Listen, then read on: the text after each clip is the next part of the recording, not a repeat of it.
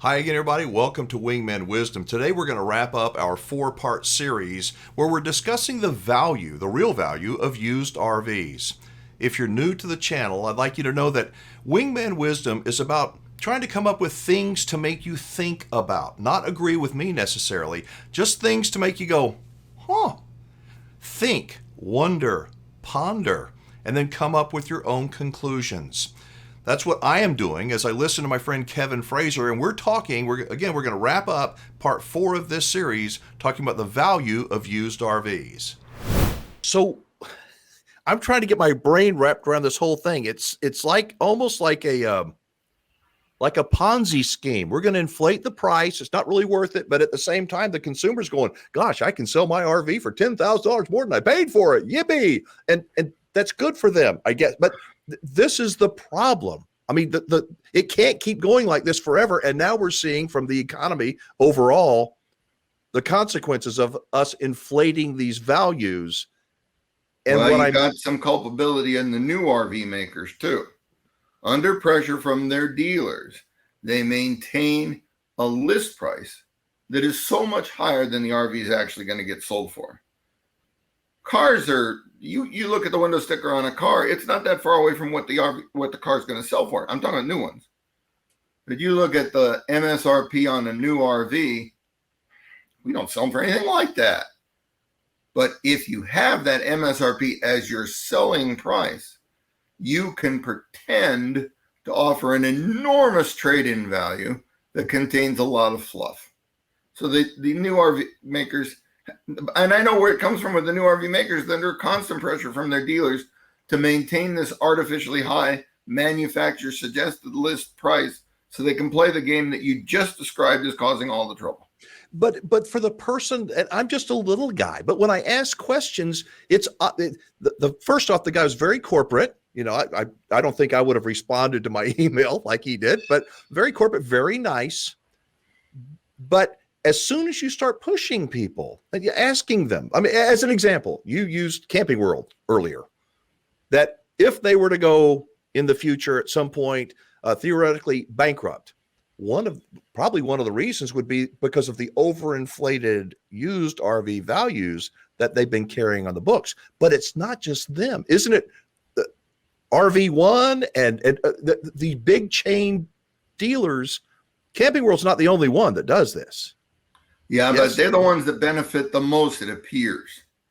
You should keep in mind that Camping World has announced that they're going to open used RV dealerships only. They're not even going to sell new RVs. Last year, in the boomiest year in new RV history, they sold fewer new RVs per store, 8% fewer than they did in 2020.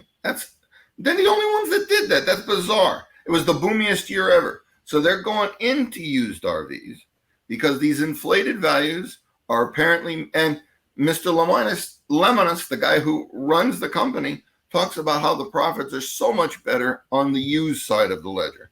This is where this weirdness comes from. But as long as people are willing to pay those overinflated prices and lenders are willing to lend way more than the thing is worth, everything is fine until it's not. When the economy collapses, when you lose your job, when you can't make a payment, when you say, you know what, I'm buried $10,000 in my RV and you can have it back, and people are going to walk. And I see that happening. Lots of people doing that. Now, call me negative, you know, and I know that some people view me as trying to destroy something. I'm not. I'm trying to, hello, everybody, come on. Keep it even so that we don't have these booms and busts. But what you're pointing out is, are the banks going along, or are the banks simply not in the know? I've noticed already that there are banks on the RV side that would loan a percentage of what the book called retail. Now they're willing to lend a percentage of what the book calls trade-in or wholesale. So they're catching on because they've taken some losses. I don't really see that the banks are a villain here, but suppose the banks do have terrible losses by assuming that the J.D. Power book was correct and that they could rely upon it. Then the problem, as I see it for the RV industry, is that a whole bunch of banks will stop making RV loans and the whole thing will cave in. Or they won't allow dealers to use their used inventory to support the other loans they make to buy new inventory. Oh, that would be the death. I can see a lot of downsides here if the banks say, whoa, what happened to us? So listen up, banks. Don't believe in JD Power values. Apply a haircut to them so that you don't get your haircut. So you, you're one dealer, you're a big dealer, but you're one dealer, and yes, you're in Iowa. When you determine the value, you determine it by going to eBay, by when you post one of your trade-ins on eBay. Yes? And because whatever somebody's willing to pay, that's really what they're willing to pay. It's not some overinflated. It's just that's what it's worth. That's the legal definition of fair value, what someone's willing to pay. And it allows the market to teach us.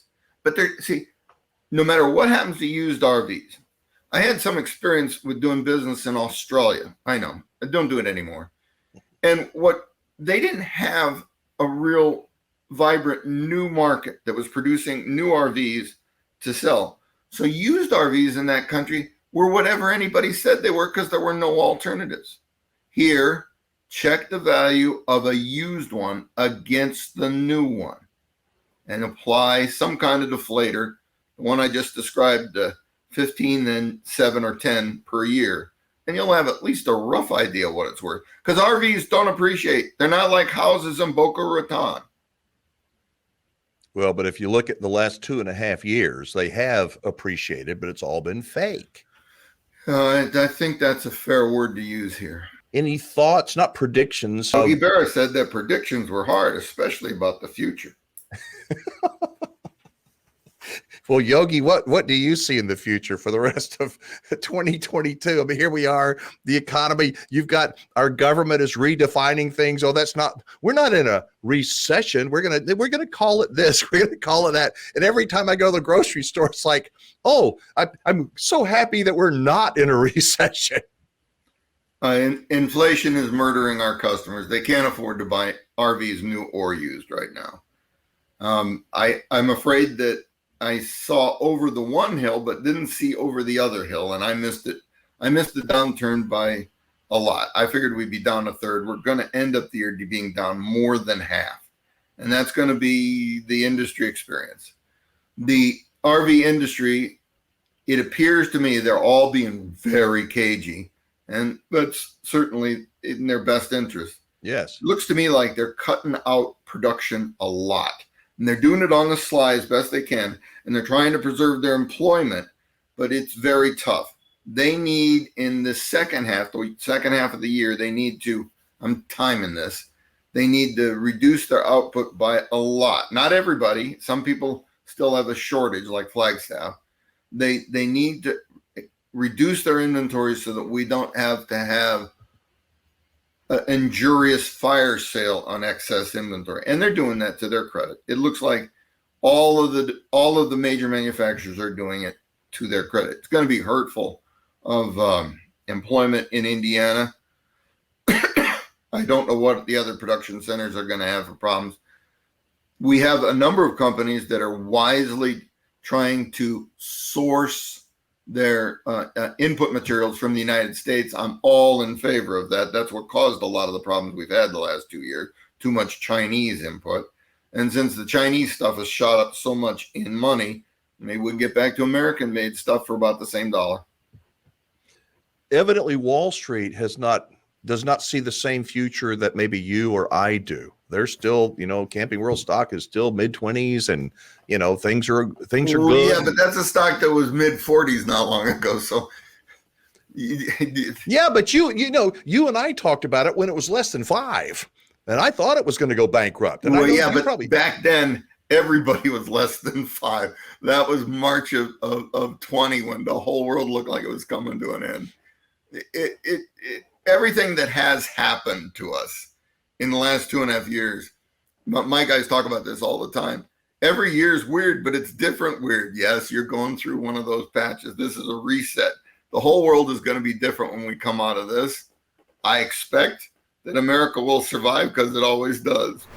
So I hope you have enjoyed this 4-part series. I just love listening to Kevin Frazer, and I learned so much. I'd like to know what you learned. Did you learn anything new? I certainly did. Post a comment down below. I read every one. I listen to every voicemail, and I read every email. And as I say, I respond to as many people as I possibly can. Like Kevin said, I think we're going to bounce back. Hey, we're the United States of America. We always bounce back. But I do see some road bumps up ahead. Again, drop a comment below. Let me know what you think. Give this video a thumbs up. I'm Alan Warren, the RV Wingman. Be safe, have fun, play nice, and don't leave your good manners at home. I'll see you soon.